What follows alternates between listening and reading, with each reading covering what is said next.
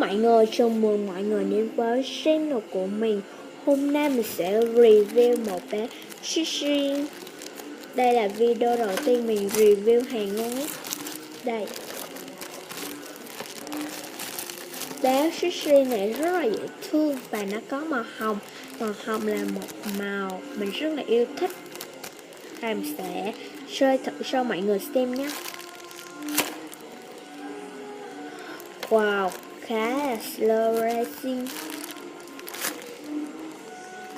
Mình phát âm tiếng Anh không chuẩn, mong mọi người thông cảm nha. Tại vì mình đang bị bệnh. Và đây là em ấy sau khi ra khỏi bệnh đây mọi người. Nó rất là láng ở bên trên như thế này đó. Có một cái nơ màu đỏ.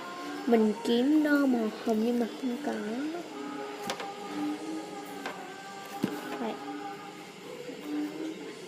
Mình chơi không giống chị Linh Hoa channel nha, mong mọi người thông cảm nha.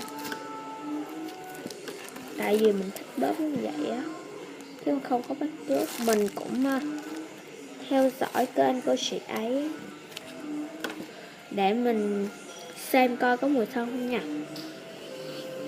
Tại vì mình bị nghẹt mũi nhưng mà mình nghe rất là rõ mùi trà đào.